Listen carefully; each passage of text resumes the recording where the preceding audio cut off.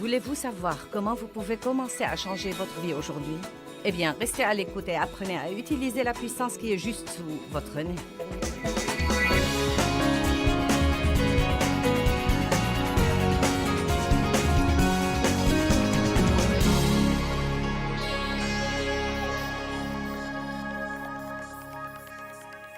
Bien, Jacques 1.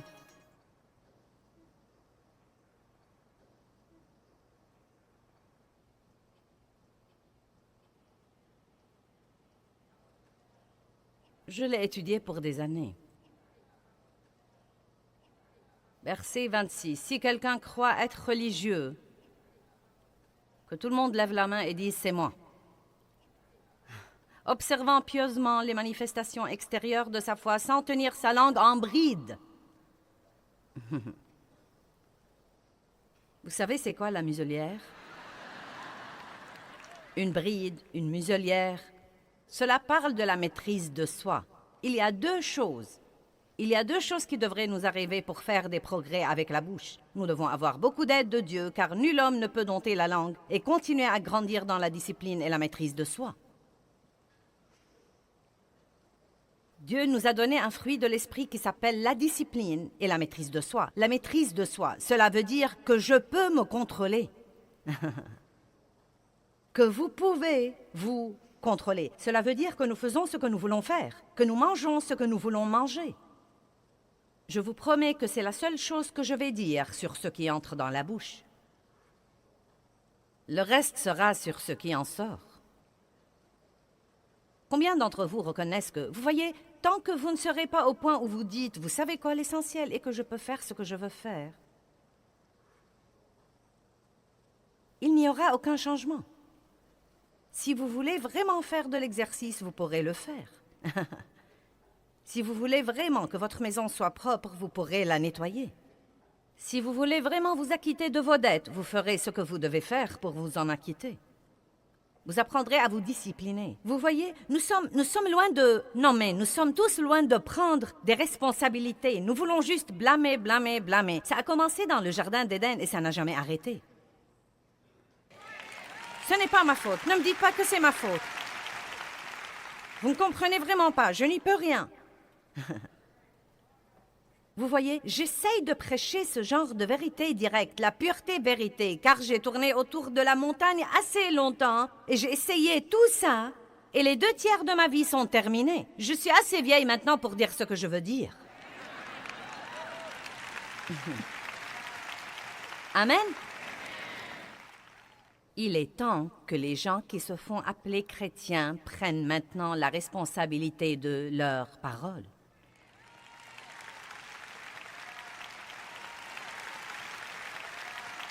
Cela veut-il dire que nous ne ferons jamais d'erreurs? Non.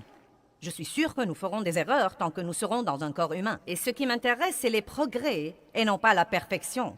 Croyez-moi, je n'ai pas le souci de la perfection. Je dois juste faire des progrès. Je ne supporte pas de rester là où je suis. Je suis axée sur les buts. Et si Dieu dit qu'il y a une meilleure façon de faire quelque chose, je veux m'appliquer, m'appliquer, m'appliquer et la faire de la meilleure façon qui soit. Amen.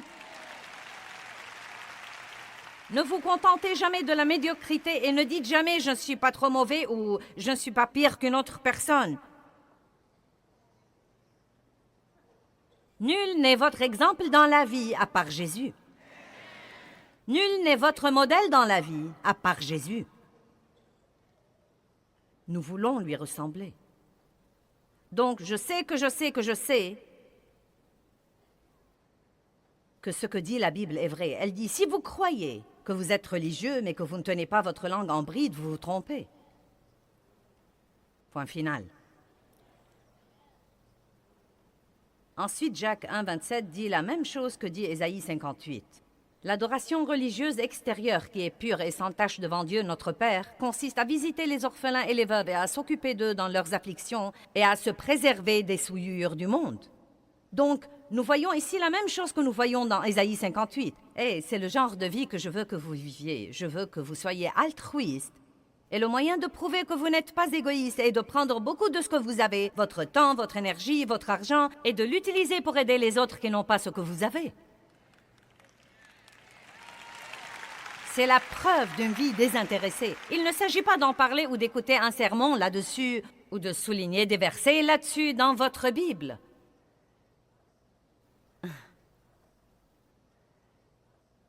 La qualité se révèle à l'usage. Que faites-vous? Je sais bien que je mets des tas d'entre vous mal à l'aise, mais vous m'aimerez plus tard. Vous vous réveillez et aucun diable en enfer ne peut vous rendre malheureux. Vous avez la joie du Seigneur parce que vous essayez tout le temps d'aider les autres. Vous savez que votre vie compte pour quelque chose. Vous portez du bon fruit. Vous n'êtes pas déprimé tout le temps parce que vous ne pensez qu'à moi.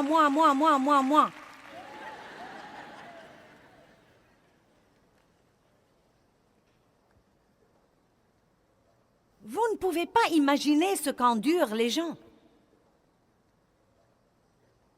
Vous devez vous réveiller. Vous devez aller faire un tour dans les quartiers déshérités. Allez voir ce qu'il y a sous les ponts la nuit. Allez voir un refuge. Et je sais que beaucoup d'entre vous pensent, eh bien, tu sais, je ne crois pas que ce soit ma vocation.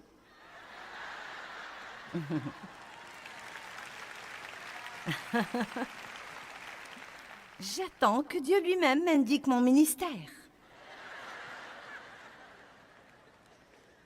Non, est-ce que vous savez ce que beaucoup de gens attendent aujourd'hui? Ils attendent que Dieu leur montre leur estrade. Vous n'avez pas compris. Si vous voulez un ministère, vous n'avez qu'à regarder les gens d'à côté ou dans la rue, ou sur votre ordinateur. Vous trouverez vite quelqu'un qui a besoin d'encouragement, qui a besoin de prière, qui a besoin de quelque chose, qui a besoin d'aide. Allez maintenant. Tous les versets de la Bible parlent de l'amour, l'amour, l'amour, l'amour. L'amour, l'amour, l'amour, l'amour. Votre foi opère par l'amour. Si vous n'avez pas l'amour, votre foi ne va pas opérer et nous pouvons laisser tomber. Jésus dit que c'est la chose la plus importante. Tu aimeras le Seigneur ton Dieu de tout ton cœur, âme, pensée et force. Tu aimeras ton prochain comme toi-même. Il s'agit d'aimer. Jésus dit, je vous donne un commandement nouveau. Aimez-vous les uns les autres comme je vous ai moi-même aimé. Et la preuve de l'amour est ce que vous faites pour les autres, la manière dont vous traitez les autres. La définition de l'amour, c'est la manière dont je traite les autres. Et maintenant, je trouve beaucoup de versets partout où que j'ouvre et qui parlent de la bouche. Allez savoir pourquoi. C'est décidément la bouche. Si vous êtes vraiment religieux, vous devez tenir votre langue en bride.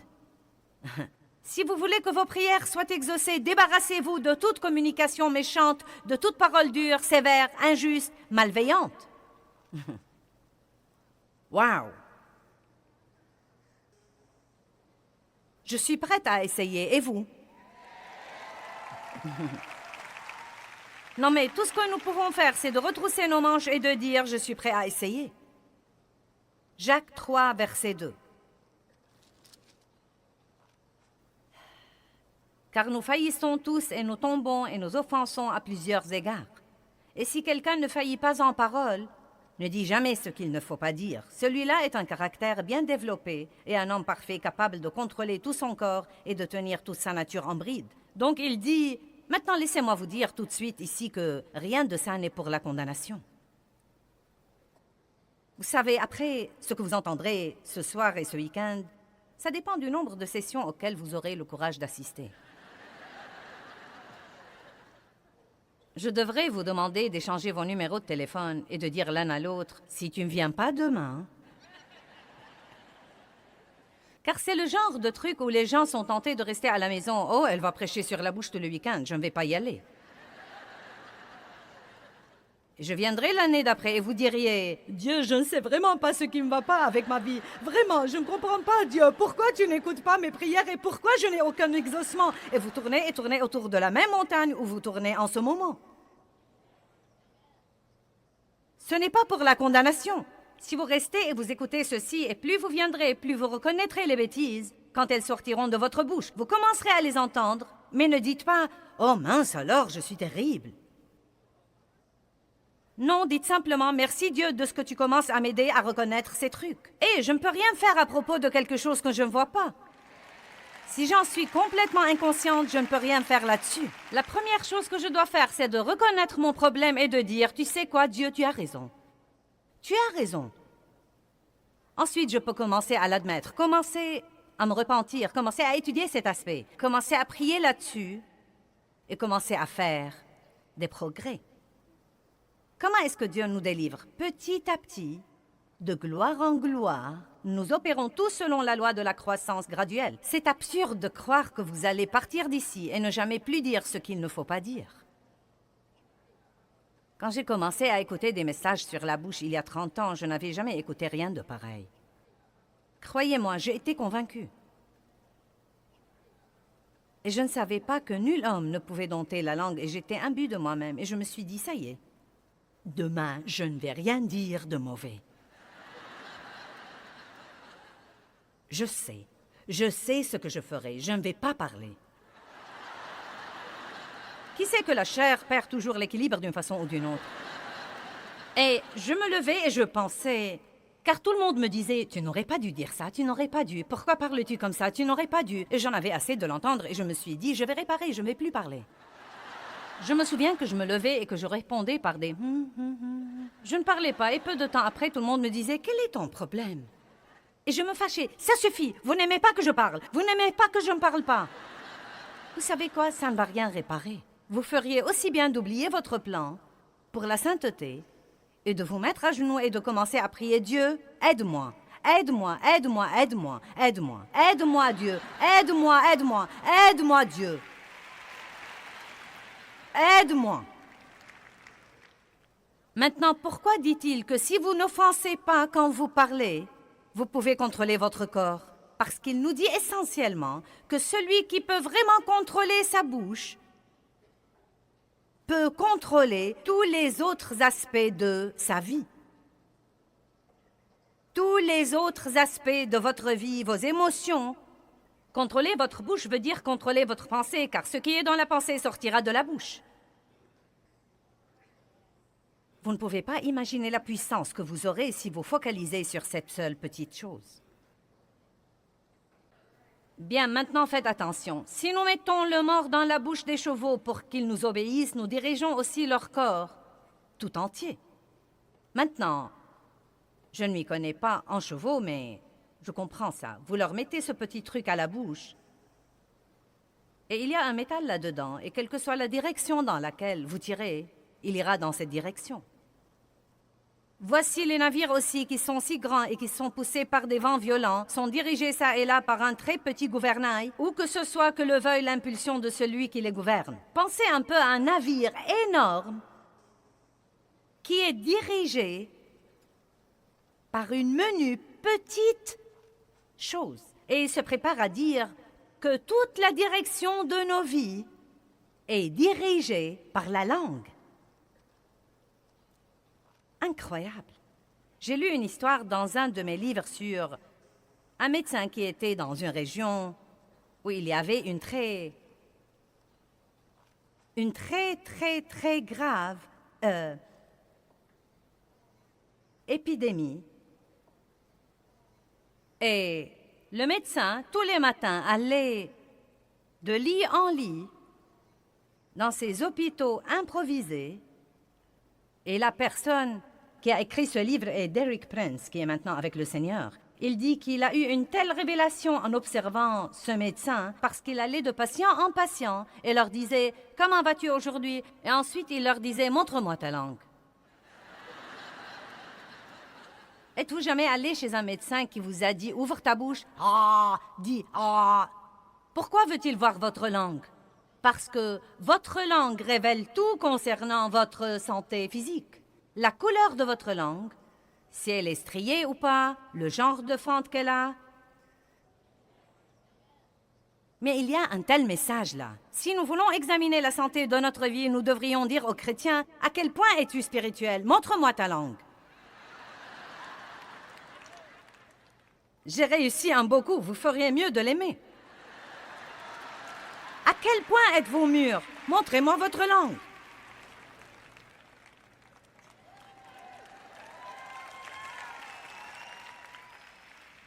À quel point êtes-vous saint spirituellement? Montrez-moi votre langue. Verset 5. De même, la langue est un petit membre, Et elles se vantent de grandes choses. Nous allons parler de la vantardise ce week-end.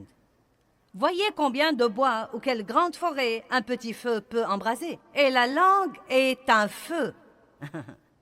Wouhou! La langue est un feu. Je dois garder ça pour une autre leçon, mais je dois juste vous donner un indice.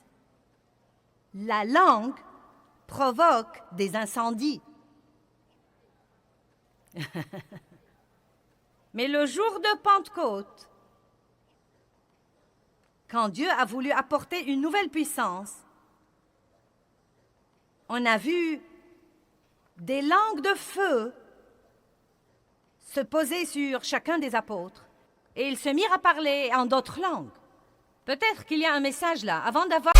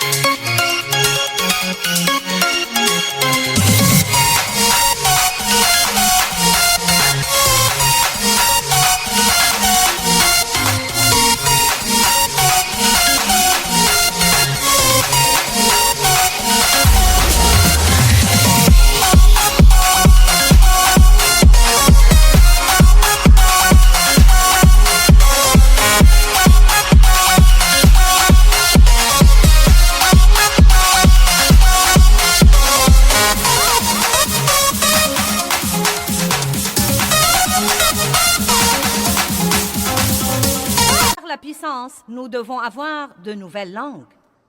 Je ne parle pas du don de parler en langue, j'essaye simplement de faire une remarque. Avant que la puissance ne fût répandue sur l'Église au jour de la Pentecôte, avant que le Saint-Esprit ne fût répandu, pourquoi fallait-il que parmi toutes les choses dont Dieu aurait pu s'occuper, la première chose dont il s'est occupé était la langue?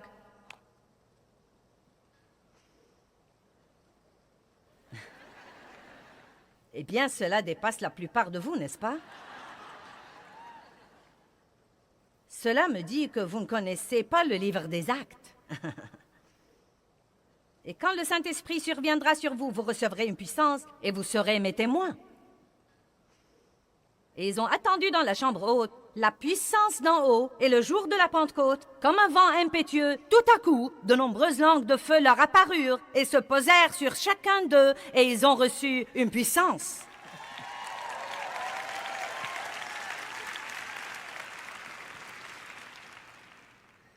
Ouh!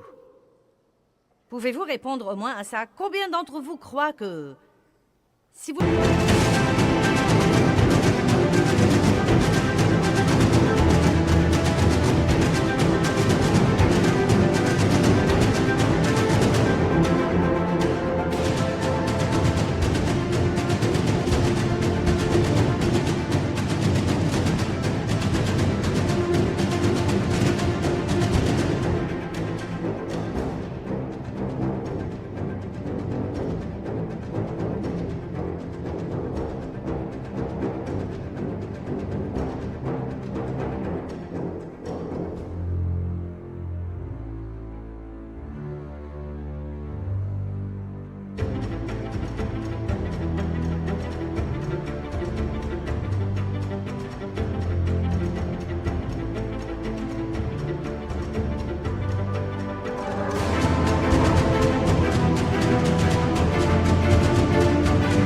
Laissez Dieu faire quelque chose pour votre langue,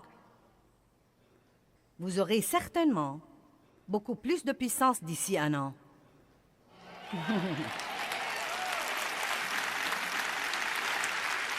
J'aime ça.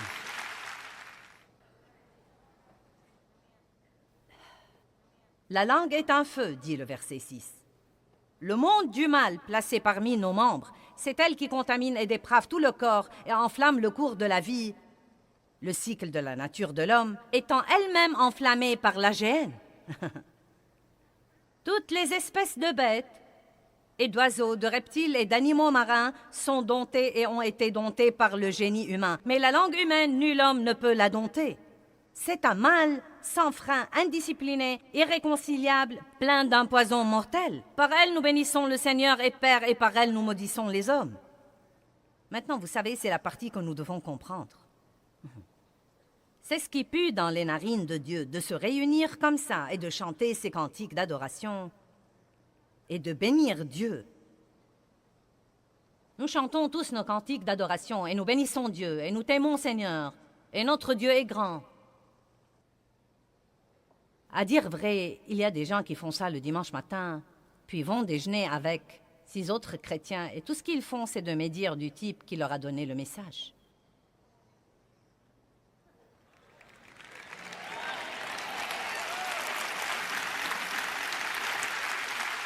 Il y a des gens qui rentrent chez eux de ces conférences où nous répandons nos cœurs devant vous tout le week-end.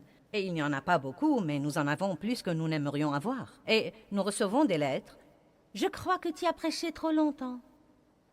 Je crois que tu as parlé trop de l'argent. Et je crois que tu as fait trop de matériel spirituel. Et tu sais, je n'aime pas cette machine à brouillard. Les lumières m'ont fait mal aux yeux et la musique était trop forte. Et je veux juste...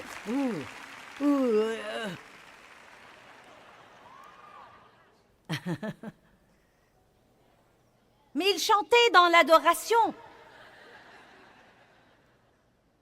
Nous devons en finir du mélange. Vous savez ce qui arrive quand vous avez un mélange? Vous finissez par tout diluer et vous n'avez plus de puissance. Nous devons nous débarrasser du mélange. Et c'est ce qui arrive quand nous prions. Vous voyez, nous prions au nom de Jésus et il y a une puissance dans ce nom. Une puissance dans le nom de Jésus. Tout genou fléchira au nom de Jésus dans les cieux, sur la terre et sous la terre. Il y a une puissance dans ce nom. Une puissance dans ce nom. Et si nous diluons cette puissance, si nous prions la prière qu'il faut, mais que nous passons ensuite lundi, mardi, mercredi à juger, critiquer, murmurer, nous plaindre et médire, vous m'avez l'air trop innocent. Bien, oublions le jugement et les critiques. Travaillons juste sur les plaintes.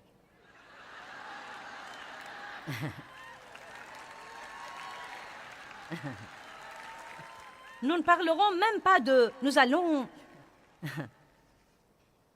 J'ai dû rire ce soir, croyez-moi. Vous ne savez pas ce que j'endure pour prêcher ces messages. Je suis dans un bel hôtel ici. Un hôtel vraiment beau. Et cet après-midi, je me préparais à prendre mon bain chaud. Parce que ça m'aide avant le travail. Et je n'avais pas d'eau chaude. Dans mon bel hôtel, pour mon bain chaud. Donc, nous avons appelé le bureau et ils ont dit « Personne d'autre ne s'en est plaint. » Je ne me suis pas plainte. J'ai expliqué. Il y a une différence. Combien d'entre vous savent qu'il y a une différence entre l'explication et la plainte? Amen. Je ne me suis pas plainte car ce n'est pas moi qui ai appelé. Mais ce que je veux dire, c'est que d'entre les 21 étages de cet hôtel, notre étage n'avait pas d'eau chaude. Je ne me suis pas plainte. J'ai dit, vous savez quoi? Il y a un trésor dans cette épreuve. C'est mon nouveau truc maintenant. Je cherche le trésor dans chaque épreuve. Allez maintenant, nous devons surmonter les plaintes. Il est temps que l'Église agisse comme Église. J'ai dit qu'il était temps que l'Église agisse comme Église.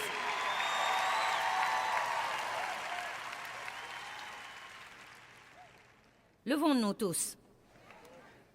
Maintenant, vous savez quoi? Ésaïe est un prophète qui s'est tenu en présence de Dieu. Et la première chose dont il s'est rendu compte était que ses lèvres étaient impures. Mais Dieu a envoyé un ange avec un charbon ardent de dessus l'autel et il lui a purifié ses lèvres. Et je crois que Dieu peut donner à chacun de nous un nouveau départ ici ce week-end. Quelles que soient les erreurs que vous avez faites avec votre langue, Nous allons prier maintenant. Père, nous prions au nom de Jésus, bien que nous soyons si convaincus. Je prie que personne ne parte d'ici condamné. Tout ce que j'ai dit ici ce soir sera inutile si les gens rentrent chez eux condamnés. Je brise la puissance de la condamnation. Mais Père, nous te demandons la conviction. Nous voulons la conviction. Nous voulons être convaincus des péchés de notre bouche. Et nous voulons grandir et nous élever sur ce plan. Dieu, travaille avec nous, s'il te plaît, tous les jours de notre vie, jusqu'à ce que notre problème soit réglé. Veux-tu nous aider, s'il te plaît? Veux-tu nous le rappeler quand nous disons des choses que nous ne devons pas dire? Veux-tu nous le rappeler quand nous parlons de quelqu'un durement ou que nous le traitons d'une façon dont nous ne voulons pas qu'il nous traite? Nous demandons ton aide, Jésus. Donne-nous un nouveau départ. Nous t'en remercions. Au nom de Jésus. Amen.